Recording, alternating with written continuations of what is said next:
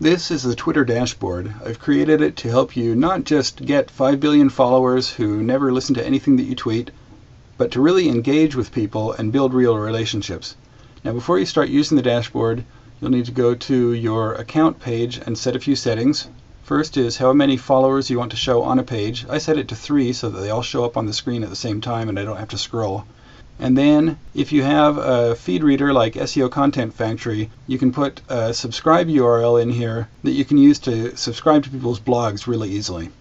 Then for each of your Twitter IDs that you're using with the dashboard, you can set whether to auto-follow anybody who follows you, whether to send an auto DM to people when they follow you. And I know people hate auto DMs, but if you do it right, it can actually be a really good tool for starting the engagement with your new followers. And we'll get into how to do that some other time. And then also, if you don't have auto follow checked, you can set a manual follow DM, and that DM will automatically be sent to anyone who you follow using the dashboard interface. And you'll see how to do that in a minute. So let's go back to the dashboard. When you first load it, you're going to get a list of all of your new followers. Initially, that's going to be all of your followers because you're not going to have processed any of them in here. As you go through them, and we'll talk about what you're going to do with them as we go, you can uncheck new and take them off of that new list. Now I'll get into the details of what's displayed here and what this big icon over here does in just a minute, but first I want to go through all the things along the top line here. New, of course, is all of your new followers. Priority is going to sort by what you set the priority of each of your followers to. So the people who are the highest priority for you to engage will come up at the top of this list. Responsive is going to sort by how much interaction you've had with a person recently. Now you may have a whole bunch of interaction with somebody and they'll come up to the top of the list, but then if that interaction trails off, then they'll drop back down the list and the people who you're engaging with right now will come up at the top of the list. So for example, I've only gotten one message from this person and only sent 2 to them, but they're coming up at the top of the list because I've engaged them more recently than someone who I've gotten 12 from, sent 2 to, 10 from, sent 6 to. So this is the screen to come to find the people who you are engaged with right now. Next on the menu is tags.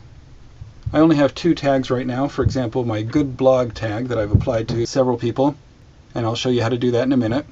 These people all have a good blog, and I can use this icon right here to bring up the latest posts from their blog, and I'll show you what you might want to do with this in just a minute too. Then there's the list of people who you're following, who are also following you. And finally, there's a list of people who you've hidden using this hide checkbox. And I'm not going to show you that list because that's the spammers and things like that. But if you accidentally hide somebody and you need to unhide them, you can bring up that hidden list, go in and uncheck hide to unhide them again. Finally, you've got this drop-down list that lists all of your Twitter accounts that you've configured to work with this dashboard. And you can also add another Twitter account by selecting this and then click select, and it'll take you to Twitter to authorize access to another Twitter account.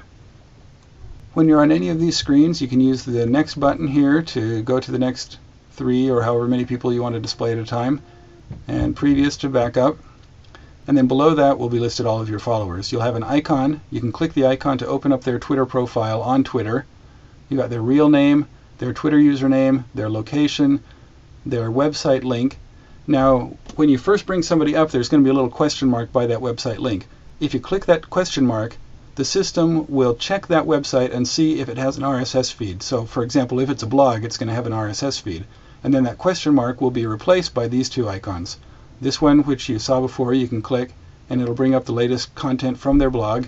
And this one, if you set up a subscription link in your preferences panel like I showed you before, will, with one click, take you to the screen where you can subscribe to their RSS feed in your feed reader.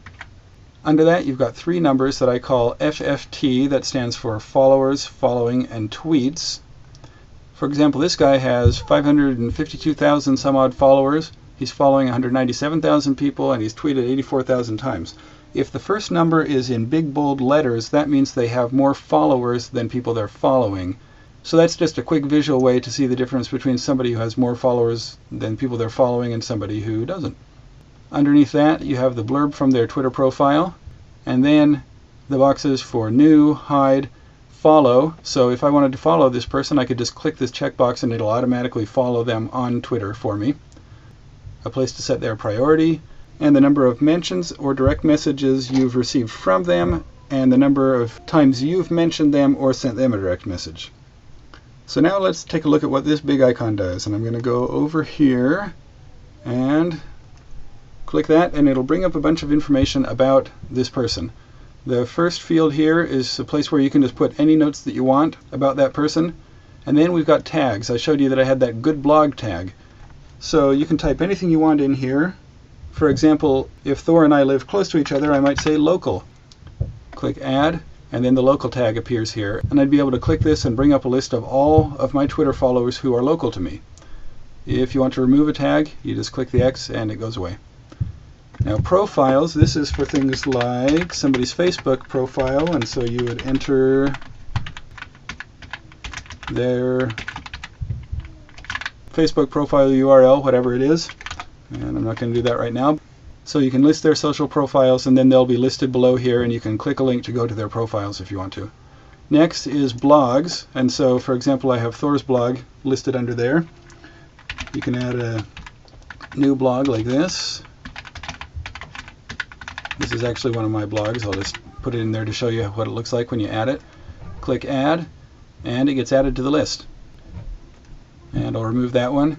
And for any blogs that you list here, you can click this icon and get a list of their latest posts, just like you could if their Twitter profile link was a blog with the icon over here. And you can quickly subscribe to their feed in your feed reader by clicking this icon. The next thing down is a tweet or DM field. Here you can type a tweet or DM and click the appropriate button to either tweet it so that it's a public tweet or send it to them as a direct message. Now let me show you an example of what you might do with this. You might bring up the person's blog, look through these and say, hey, this is a great post right here. I am going to tweet a link to that out to all of my followers. You can just select that, drag and drop it. Let's put a space there. I'm going to right click on this, copy the link, and I will paste that in here. And then I want to get this person's attention by mentioning their Twitter ID in here. So let me close that down, and I can just select this here and drag and drop it right there. And now I've got a tweet that's going to get his attention the next time he comes on Twitter. Now I can edit this tweet however I want before I send it out. And if it gets too long, let's see. I'm out of space here. If I wanted to add anything, I would need to shorten this URL.